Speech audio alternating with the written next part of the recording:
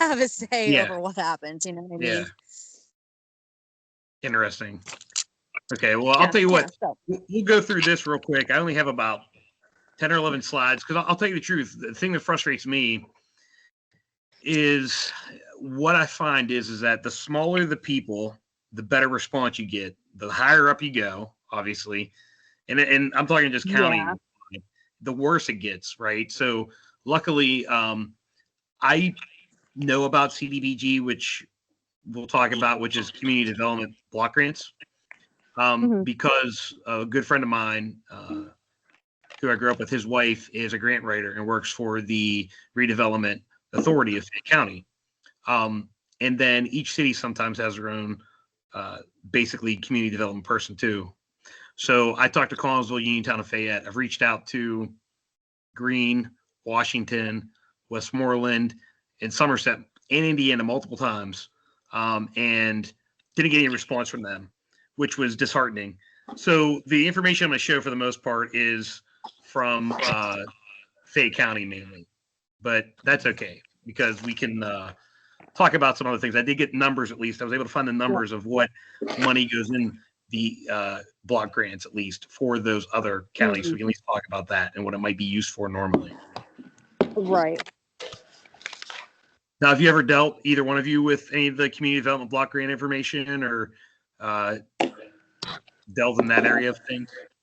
When I lived in Pittsburgh, not. I was part of our community group on the north side. There we were the Brightwood Community Group, and we had a lot of input into that type of money for our community. Good. Oh, I want to mention really quickly too that part of this is Guy Rushenthaler's name is on the sign that they just put up at the park to say that they're going to be putting this building. Oh, Oh my so And God. Donald Trump and Brooke Rollins, USDA, the Secretary of Agriculture. so I would be interested in those as well. And I know this was happening in certain places. The Build Back Better plan, some of the actual areas that were used, they were changing the signs to say it was Trump's stuff instead of actually whenever Biden did the infrastructure bill. Now, obviously, I'm sure it doesn't matter. People don't care. Right. But I would like to know, I wonder if this is something similar to that that's being, reappropriated for this, or if it's some other type of deal, and why they want to have their name tied to it too is interesting. Yeah, I'll have to snap a picture of the sign for you and, Yeah. and email it to you. Yeah, that'd be cool. So yeah, so basically I was looking up, what's the federal budget? My buddy's wife had said to me, okay, here's the page for it's like neighborhood, I forget, NAHRO, which housing and redevelopment basically for neighborhoods. So the amount that they want to cut from the budget right now is the whole CDBG, which is $3.3 billion. So right off the bat, that's what they want to cut. So we're not talking about, poor people or anything like that or or whatnot. We're talking about developing and making areas better. So Pennsylvania overall, in 2024 got 71.5 million of that pie. So, a decent chunk of money, not as much as I expected being, maybe a larger state like Pennsylvania. But most of that goes to, that 70% goes towards low and middle income areas. So we're not talking about, the richest of the rich. We're talking about most of this is supposed to go to communities where obviously we live, Carmichael's, Somerset, Uniontown, Greensburg, something like that. We're not seeing that money going into, could go into Pittsburgh and obviously Philadelphia, but we're not talking about Fox Chapel, right? We're talking about communities that need to have some type of revitalization in additions to it. So what they're normally used for is housing rehabilitation, public services, community facilities, infrastructure improvement, water, sewer, stormwaters, street and sidewalks, economic development planning is where most of that money goes to. So the average monies per year per county, Fayette County has $2 million that comes in. Greene County has about 500,000. Washington County is obviously a larger population, a little bit more wealthy. They get 3.5 million of that. Westmoreland gets the most at 4.5 to 5 million. And then Somerset comes in at 900, and at the end with Indiana County. And now obviously District 14 isn't all of Indiana County, but Indiana County itself gets about $600,000.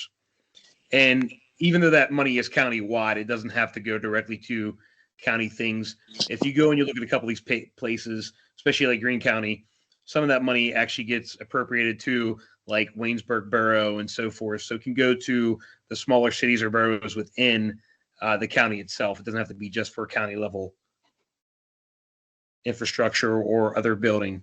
So the first people I talked to, I emailed them and like right away he got back to me. His name was Michael Edwards in Caldwellsville, and he was just great to talk to. And I said, how's things work for you? What do you use this money for? And what's going to happen if you don't have it? So he said, first of all, any of the projects are determined by the city council.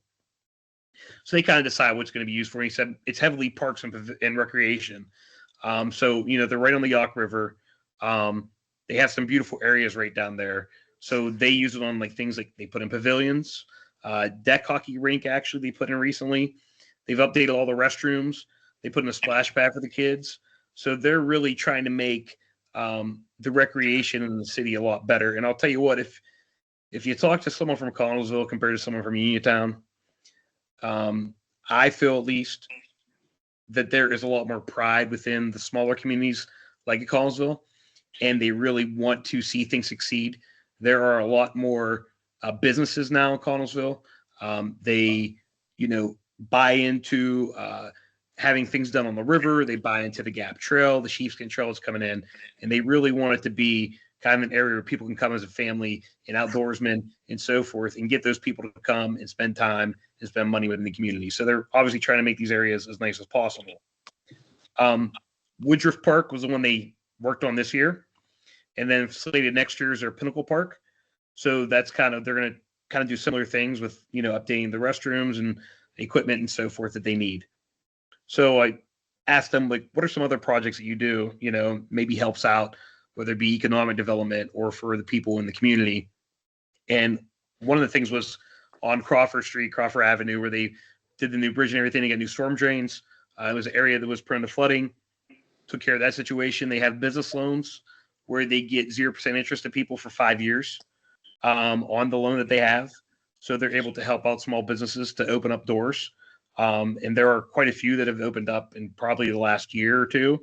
Coffee shops, gelato shop, bookshop, Appalachian Creativity Center, which has things for, paint and sip, or I know they have like cartooning for kids in the summertime and so forth. So a lot of cool things. And then they also recently had a first-time homebuyer program, which went through the Hellman Center in Pittsburgh. They're able to house 4 families in the past year with a $10,000 loan, 0% interest right off the top for them to go ahead and be able to put a down payment down and get that house. And then the repayment wasn't due until the house was sold. So if they stayed in the house, it's like they get free 10 grand, right? But if they would sell their house later and recoup from it, then that 10 grand would have to get taken out from there to do that. So you see that obviously they're doing things to make the area better, but they're also trying to bring in businesses and also use that money to help home buyers to get into homes instead of being maybe locked into a rental or, be able to come in and make a home in Caldwellsville. And then for Uniontown, they actually had less money, surprisingly, at least at that point in time with the recent. They said they spent about $250,000 a year on their stuff, and a lot of it is parks and recreation, pavilions, updating restrooms, playground equipment, basketball court. They actually just did a new park over on Gallatin area. They're doing Marshall Park this year. And then there's East End funding for the East End community area, where they're going to put in a new basketball area and some other play equipment for the kids in that side of town.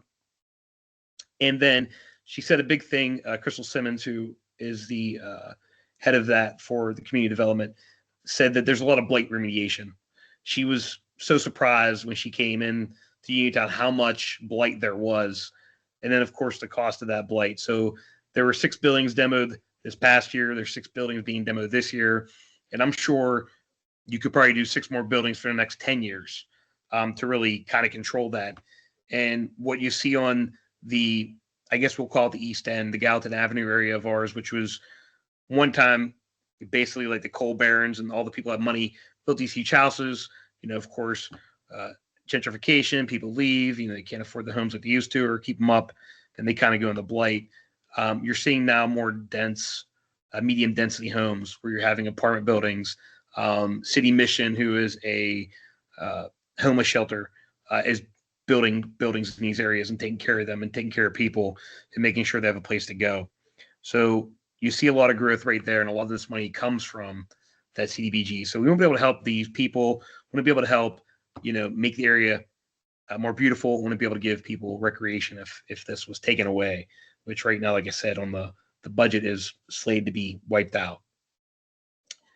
So one of the things that was interesting for me was when I was talking to my friend's wife. She had mentioned the water line extension that was in Bullskin Township and Markleysburg, which I didn't realize it was this bad for people. But prior to these water extensions, the water was either shipped to the homes because they had no running water or a well, right? And they would collect rainwater and they would use that for home and drinking purposes. So like washing clothes, flushing toilets, drinking water, whatever it may be, and untreated rainwater holds contaminants. So it would be discolored, it would discolor clothes, it would rust metal, right? Because we obviously have some of that toxicity as you're catching it in tarps and you're catching it in rain barrels. And of course, without that being treated, you're going to have some stuff that just gets pulled up from the ground, obviously, whenever condensation happens. So I looked back, and this was started, I think, around 2011 with that. And Andrew French, who's still the executive director, wrote this. So this was going to be happening when they were going to cut 60% of CDBG, right? It said all the projects are funded through the Community Development Block Grant, which he believes is one of the most effective federal domestic programs we've used over the past 35 years to help revitalize communities throughout Fayette County. And obviously, we're not talking about Fayette County. We're talking about the district. We're talking about, obviously, our part of PA and then overall, United States. I'm sure there are times where it's not used appropriately that could be figured out or worked with. But from the things that I had learned like this, not knowing that people were collecting rainwater on a daily basis, to clean and drink or have water shipped in, it shows you that not enough people know about it, and then how much of an impact it can be for, communities to be able to have, obviously, running water. So, don't want to call up Matt. I see you're on. I don't know if that's Brenda being on for you, but if you were there, Brenda, and you wanted to unmute and add anything to that little bit of the community development stuff I said, you could, but okay. So yeah, hey, hi Matt, it is Brenda. So no, I think you summed it up. The CDBG funds are incredibly impactful to our communities, and they're very favorable. My understanding on both sides of the party line. So they've done a lot of really great things I know of in Fayette County and elsewhere as well. So you were talking about too, like, misuse of funds. There is a pretty stringent monitoring and reporting process for those grants. So things are monitored closely, not only while the projects are happening, but also after projects are closed. And if there is any misuse of funds, there is a procedure that's followed for repayment to the state. So good. Awesome. Well, thank you. So then we'll just go into a little bit. I didn't want to go into it too much. I was trying to read and learn as much as I can about the Big Beautiful Bill, which is better known as the Big Beautiful Bomb or the Big Beautiful Cuts, however you want to handle it, or read about it. But I kind of want to dip in and kind of talk about Medicaid and SNAP just briefly for us. I mean, we probably all hear a million different things. And I know, Brad, you were saying you're a teacher. I know my wife being a teacher. In Uniontown, they went to the basically everybody gets a free lunch program over the years. I know there was some complaints about, you might be wasting money because someone like myself, could give my kid breakfast or lunch. But I always looked at it as in being, when you don't know, I remember kids at Red Tokens. I don't think I really realized that it was a free lunch back in the day or why they had a free lunch, but you could obviously be picked on or, kind of know who's poor, who's not poor based on that. So I think having that lunch for everybody is always great. And obviously there's, tons of studies out there that show if you're fed and well fed, then you're going to do better. You're going to be mentally more prepared and physically more prepared to go ahead and hit the ground running on a day. So in the district of the 5 conditional districts spanning the region, this was from the Post-Gazette actually, basically 800,000 people covered by Medicaid, more than 555,000 are through SNAP, and that's since this figure in April. So quite a few people, and a lot of the people on SNAP and a lot of people on Medicaid are actually children. When I looked up Fayette County, I want to say it was 40% of children roughly were on Medicaid. So when we talk about people on Medicaid, I think there's a lot of times that you have this person who's just kind of at home, doesn't want to work, doesn't want to do anything. And those are the people that they think of when they think of assistance a lot of times. So in Guy's 14th district, right, which spans all of these areas, which is a large area, just not densely populated, a quarter of the residents are covered on Medicaid. So 25% right off the bat would kind of get hurt by the update of the big, beautiful bill.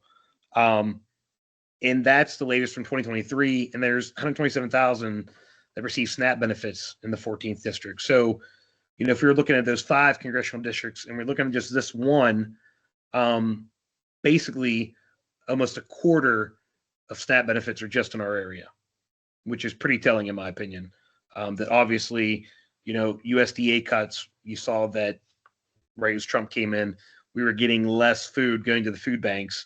And some shelves are completely empty at places. And now more people need to be on this and are trying to take the assistance away. So it's not going to be helpful. And if we would have a recession or anything else, you might lose your job or whatever, and then someone else depends on those benefits might be there for one of us if one of us lost our jobs. So it's very distressing for anyone. But one thing I think people could talk about in general and say, okay, well, how would Medicare or Medicare cuts affect the overall people, old, middle class, high class, whatever it may be, is hospitals. We have a lot of rural hospitals in areas. So what we see here is that I went to a webpage and it's called Saving Rural Hospitals. They basically get all the information of the hospitals in areas. You can search for them based on are they a rural emergency room or is it in outpatient procedures and so forth. And it tells you what they make margin wise per person and then margin overall for the hospital itself. So the ones that are in our district that are hurting for sure, I listed are these 4 in particular. So you have UPMC Green in Waynesburg. It's on a negative 6.4% margin. So it's, down 6%. It's losing money every year. Penn Highlands and Collinsville, which has been open and closed multiple times, Highlands Hospital, its margins negative 11.8% overall. Conemaugh, Myersdale Medical Center, which is Myersdale's PA, margin of negative 8.9%. And then Utah Hospital right here, they are good when it comes to actually making money off patients, quote unquote. So for all these, I showed the negative of total profit, but each one was negative per person as well. And then this was total margin at the end. But Uniontown was negative overall of negative 4.3%. And recently, WVU Medicine had bought them basically or brought them into their fold. And I think now they had 100 babies in the last 3 months. So they just opened up the prenatal, neonatal unit again. And I think it was probably right around COVID, they stopped having babies in Uniontown. So you had to travel to either Ruby or Jefferson would probably be your Mon General be your closest. So I know not all these hospitals are always seen as the best, but a lot of them survive based on Medicaid and Medicare. And I still would rather have that upfront care locally if I could, and then be transferred somewhere if needed, instead of going for that long 1 hour, 1.5 hour drive into Pittsburgh or down to Morgantown or whatever it may be. if an emergency would happen, whether it be heart attack, stroke, whatever it may be. And who knows what would happen with life flight as well. I don't know if that's particularly tied to the state in general or the actual hospitals themselves as well, how that will work. But it would be something I would want to see cut to in our area. And then just real quick, and then we'll just have a little discussion. Here are a couple things that I use myself and that we could use to be involved. So like Issue Voter, if you log into there, you can go ahead and get any issue sent to your phone. You can read about why people are opponents to it or proponents for it. And you can send that information. It goes to whoever is your senators and congressmen, so Rush and Thaler, and then McCormick and Fetterman. Pocket Congress, it's just little, Congress books you can go through and see how things are and what they're called. And then Active Vote, it kind of gives you who's on your ballot, if they put the information in, who they are, what they're about. And then 5 calls allows you to contact your Congress, so that way you can get a call into every office that they have to let them know what the issues are for you and what you'd like to see them do, and maybe get some type of semblance of a call back to them. But I've had success. But as Brad and I were talking earlier before people came on, I also get a lot of canned messages. Some I don't even get messages back from. So it really depends. Even though an issue voter, I think 81% of the time, when I've picked, Fetterman's picked, I have yet to ever get an email back from him when I've called or emailed. So that's kind of disheartening as well. So we'll see what happens in the future when it comes to him as well. But I just kind of want to give a little bit of understanding of these local level things that come from the federal office that really impact our areas. And whenever I was told by Brenda that this was being cut totally, I saw that and then started asking around, okay, well, what would go away? There's a lot that we would lose as communities, small communities, Carmichael's, Somerset, Uniontown. So it's something we don't want to see completely go away, if any at all. If anything, I would think it'd be better to add to this compared to some other things. So any questions from anybody about this, these topics in particular?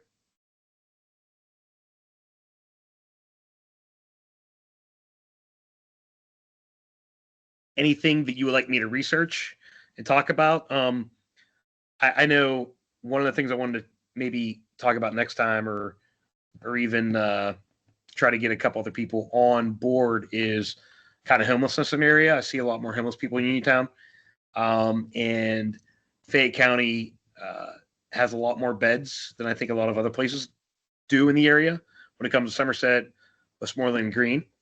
So I wanted to see if I could get someone from Community Action. I know the head of the advisory board, and I know one of the people that's an executive director there. Maybe have them come on and talk. But if there's other topics people want to talk about, I had someone reach out to me. I haven't found the answer yet, but about water lines being redone in Monessen and who would have to pay from the road to their house, if there was any way to get that taken care of too. But I haven't nailed down anybody can really say that, yeah, you can get that taken care of. So that's just kind of some of the things I was thinking about in the future.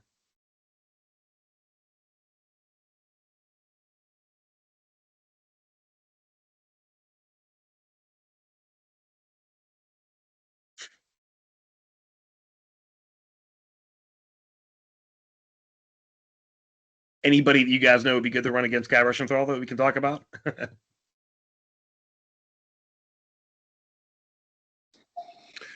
Well, that's what I was going to ask you. Maybe you could talk about it next time or something. Is I was actually down at his office in Washington a couple of weeks back. We had a little protest to bring. I can't remember his name right now, but anyhow, we had a little protest down there, and that's the only time he responded to me with a written letter that was actually written. And because I went into his office and talked to his staff while we were there. But the head of the county committee down there, I forget what his name is, he came up and talked to us while we were there. And he basically said that, there's no chance of unseating Guy Reschenthaler. And I sort of argued with him. I didn't really argue with him, but I told him, I don't believe that. I think right now, the way things are, if there's somehow that we could educate these voters in this district, I think there'd be a good chance. And it's going to take work, and it's going to take all of us. But if we get a good candidate and we team up and educate these voters around here, I think we could. So if you know anyone that wants to run, or if we get a good candidate, I would gladly volunteer to help however I could, financially, hitting the pavement, whatever it takes.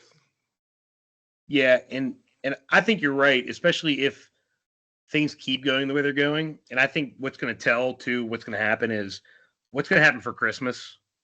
I really think if people can't buy things, either because it costs too much or there's not on the shelves, I think that's going to be a big turning point. If some of these other things that happen, like these programs go away and people are seeing things great, but I think the midterm could be a huge turning point. But you either have to get all the Democrats to show up, or you have to at least convince those independents or those, those kind of the people who voted Trump, Biden, Trump to come out and vote against Guy. You know what I mean? And give them a reason to show up. But I think it's doable. I mean, he's not going to show up. He's not going to have a debate. He's not going to go and knock on doors. So I don't know why, if someone was on the ground running and had people behind them, he or she couldn't do something to get it done. And people talk that they want a regular person, or they want an everyday guy or girl, or maybe a teacher runs, or whatever. It doesn't matter. A coal miner lost their job. Whoever it is that wants to run, that has a little bit of speaking skills and can maybe get people wound up a little bit and shaken up to go out and want to do more. I think he's totally beatable, because I don't think he's that strong. I just think he won a red district and stayed red because people have turned the tide from old school blue to the Trump Republicans, really.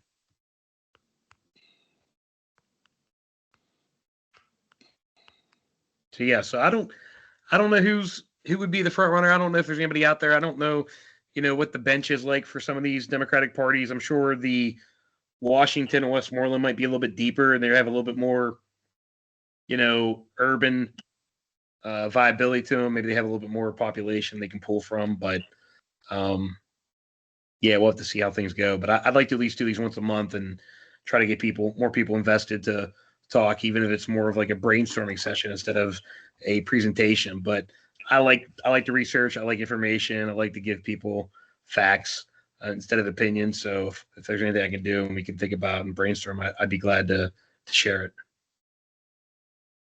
Yeah, thanks. I'll try to help spread the word a little bit too. Yeah. Because I think, like you're very informative, but I think like the more people we can get together and chat like this, I think the better. Yeah, I agree. And if anything, it's going to at least get more people involved, and everybody has good ideas. And some of the ideas you don't think of yourself until someone throws it out there. You're like, you know what? I think that's a good idea. We can make that work, and see what we can do with it. Well, you do a good job of educating us too, and we have to be up on the issues locally. And yeah, I think that's something we're missing out on right now, because it's just not happening enough. Yeah, and I really, I mean, and Christina, you said you've come to the Uniontown ones. The Democratic one in Fayette County, man, they're like amazing. Like, if you want some people that are energized and you want people that are like doing well, like they got, I kind of jumped on board with them, and they kind of ushered me in. Because I mean, for myself, it's always like, well, where do you start? Because a lot of people, unless you're, brought into it, you don't really know, okay, well, what do I have to do? When do I have to have this turned in by? Who should I talk to here and there? And man, they did a great job helping me out along the way, and really coalescing around a couple of us that are running, including one of the women that was running for re-election. So if you could find a good organization like that, and it seems like the Washington County Dems get a lot of information out there. At least I'm on their list now to get stuff, and they do some things. But yeah, it's a little disappointing that they didn't have a better answer for, running against Guy is not really an option, because I don't think that's the case. Yeah, I don't either. And we don't have a very strong party up in Somerset. I feel like I'm sort of on my own sometimes. Yeah, I don't. I think I might like belong to their email list now. I know they had something for Connor. Lamb came in one day. I know he's coming to Uniontown, Connellsville on the 4th. It's a free event, and him and I think the people from Greene County, and they're talking about Medicaid and what it does for the area. So that should be a good conversation. I wanted to go to that, but my daughter graduates high school on that day, so I won't be able to attend. But yeah, that there are some things out there. Just you kind of have to go and find them. They're not out there for you, unfortunately, as much as I think they should be.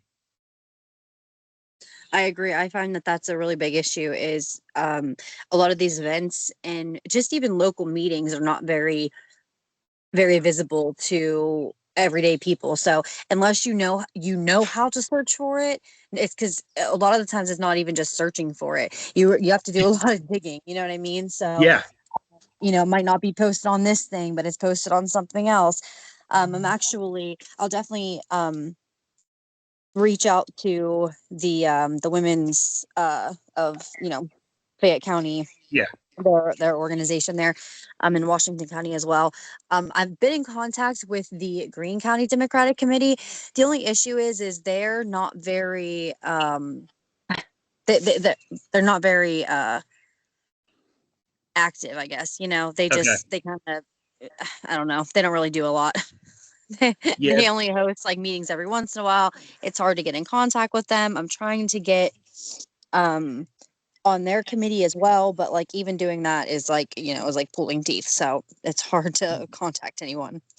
Yeah, I can believe that because the only person I know that I've really met and talked to from Greene County, and it's only been briefly in a couple different places, is Pam Schneider, who Yeah. was and she's good and she's knowledgeable, and she came and she spoke at the one union one that we did rally out front of the courthouse. I spoke at too, and she was really good. Mm-hmm. But yeah, outside of her, I don't know many Dems from Greene County that are that active. So No, I could see that being a problem. it definitely is. Yep. So, and that's, part of why I would like to join the committee is to get them more active and to Yeah. start doing more stuff instead of just like popping out whenever stuff like this happens, to just be more active in general. Because if we're only active when it matters, and I mean, Mhm. that's important too, but we need to be out there before then. Yeah. We should have been doing something before this happened. You know what I mean? And I just don't feel like we did enough. Like there just isn't enough. I don't know. There's not enough attention locally on on most of this stuff. Like I said, it's No. hard to find meetings. They're not advertised well, and they just don't. They're not very active. So it's hard. Yeah, no, I agree. And I think, and if you want to find it, you can. But my wife, she just joined the call too, by the way. Danielle's on there, if you guys saw. But anyways, I told her, I was like, it's kind of like a fever dream now the minute, because I also have I'm also ADHD, so like scrolls are everywhere now, because like I've been introduced to this world, and there's so much out there once you're in it that you can be a part of. And I think it'd be great for people to be involved or even try to run for something, just so that they see what's out there. So, I mean, obviously there's like things like, oh, okay, we're going to have a parade, or there's going to be a pride fest or whatever, that is a little bit more, hey, here's what's going on. But I didn't know that the township supervisors have a township supervisor meeting every month, and that it goes into each different township and so forth, and being a part of that. And when they brought me on to talk at the executive committee when I was going to run and meet the people, I mean, I'm the youngest person there, and I'm not super young. I'm 43, so I'm not old, but I'm not like 25 or 30. So, and I was like, the next closest person to me is like 10 years older than me. And then after that, it's like 70s and 80s. So just the idea that a lot of us younger people need to be involved with the Democratic committees of the counties would be nice as well, because it's kind of like Catholic Church. There's only so many old people until there's nobody left. Yeah. That's the Well, same hey, as far as like even township meetings, county meetings, all of it. It's mostly older people. I'm pretty much the youngest one that ever attends, and I'm 33. Okay. Yeah. Yeah, Brad. I keep getting these emails, and I was on a Substack thing today that the Democrats are hiring all these organizers and they're spreading out everywhere in Pennsylvania. But why aren't we hearing from them? Maybe, is there one assigned to the District 14? I mean, maybe you could bring him on for the next meeting and he could introduce himself. They need to come and teach us how to expand our base. Yeah, I agree. I haven't seen anything. I know that one of the things my wife had found is she follows because she had gone down to DC in let's say 2017 with March for Our Lives with David Hogg and all the Parkland shootings. She went down there with a couple friends and teachers and so forth, going to say, hey, we don't want this to happen in our schools. And it's like leaders we deserve, and it's obviously they're trying to raise money to have people come in. I've tried to reach out to even the Malcolm Kenyatta, um, uh, who's now a vice chair and so forth, to kind of get information, but you never hear back. It's like very disheartening. So unless you are really gonna keep bothering them, it feels like they're not coming to find us as much as they want to just have certain people that they feel has some type of noise or following. Or when they want money. Well, yeah, I get so many emails every day for money, and I'm like, I wouldn't be able to eat if I gave money every day like they asked me to. I don't mind giving money, but I want to see some action, and I'm not seeing any Yeah. action. I'm Yeah. very disappointed with this Democratic Party. Yeah, especially in our area. I feel like they've just kind of left us, not the overall local people. They really want to do stuff, but the overall PA Dems, I don't know that there's much that you hear from our area, and as much of a backing as we should or could get. And Brenda, your hands up. I don't know if you were waving whenever Daniel came on, or if you wanted to talk, because you can unmute if you want to. Yeah. Hey, I just wanted to interject about, finding out about meetings. So, a lot of times with these grants, there is a required citizen participation in order to, even apply. You have to show proof that you reached out to the public. And so there are notices that have to go out to notify the public, that, hey, Manellen Township wants to apply for a grant, or Fayette County is applying for this grant. And we want your opinions on the proposed activities. And a lot of times there's an initial public hearing. They call them public hearings, by the way. That is to gather ideas, and then the final hearing is meant to say, this is what we want to do, this is our proposal, are there any final comments? So but I think that that's tricky because they are required to use the word hearing and not meeting. And so I think Okay. that the average person seeing those notices in the newspapers or on websites are going to say, oh, that's a hearing, that sounds legal, that's not for me. But Yeah. that is for the general public. Um, Also, a lot of times, because these grants are written by law, they, the law, the regulations are telling them how they have to reach the public.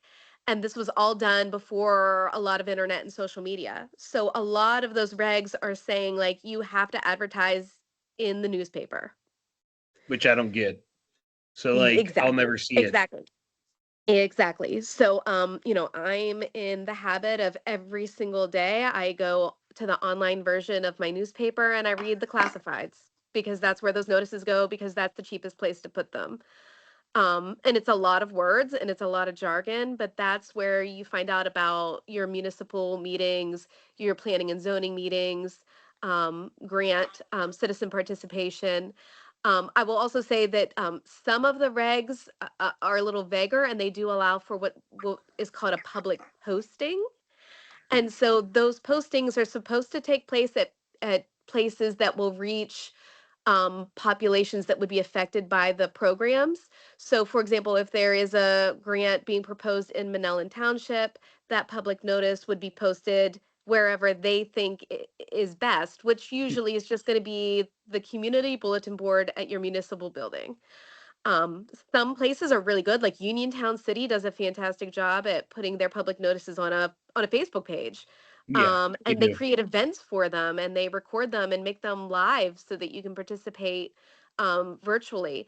But a lot of people are still just kind of following those old school regs because that's all that's required of them to apply.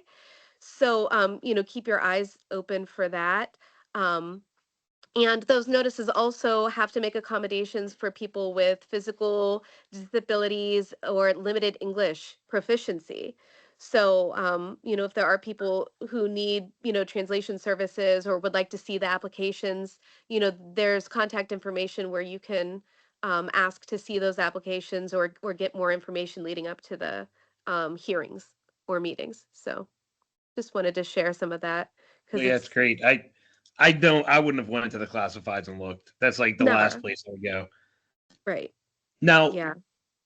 so here's my question, and you might have no clue, but like for regular people like us that wanted to see that changed, who could you reach out to and say, "Hey, listen, this doesn't work anymore. Like this isn't helpful. We're missing out all these people." Is there anyone at a higher level of the state that is worth reaching out to? Would you just go to the CDBG webpage and try to reach out to whoever's a contact person? Like, how would that? Yeah, I'll say that there's no one locally who can change it. Yeah. At the annual conferences for like CDBG, for example, it's been brought up for years. Can we do this or can we do that? And they say, well, let me look at the regs, and the regs say this. So no, it says it has to be published or it doesn't. There was one regulation that was still requiring flood notices. Like if you were going to do a project in a flood zone, for example, that those still had to be published in the newspaper twice. That last year was just changed, and the wording in the regulation was changed to it can be published on a website, Okay. an appropriate government website, I think was the wording. So, but that's all done at the state level because it requires like a final rule or a change to the regulations. So that's Yeah. all going to come from that higher Okay. level. Yeah, locally, there's nothing anyone local can Yeah. do about that. Yeah. No, I figured it was something like that. It would just be, I mean, you get so much junk mail. It'd be better to get it on a cheap mailer, a postcard or something. If there was money for it, obviously it'd be more expensive, but I think that would be more useful than, municipal building bulletin board or the classified sections. Yeah, yeah. No, I mean, again, like some people who, they have more community involvement, they'll put them elsewhere. I'll say for like Yeah. some of the big competitives, there have been like letters mailed out because sometimes for those bigger grant applications, you have to have letters of support from the community. So Okay. now they really, really need the community So they're to, gonna reach out to yeah, you. a little bit Okay. more. Yeah, but yeah. So, and they have to be these meetings often too. It's required that they be held outside of a regular meeting. So they're not going to be Okay. like during your Manellan Township meeting, they're not going to bring up Yeah. these topics. It's got to be a Okay. separate hearing with an introduction and an end and its own agenda and its own minutes. So, yeah. Okay. Yeah. So sometimes you'll see them tacked on to the beginning or the end of a Yeah. regular meeting, but never during. So, Okay. Well, thanks for the info.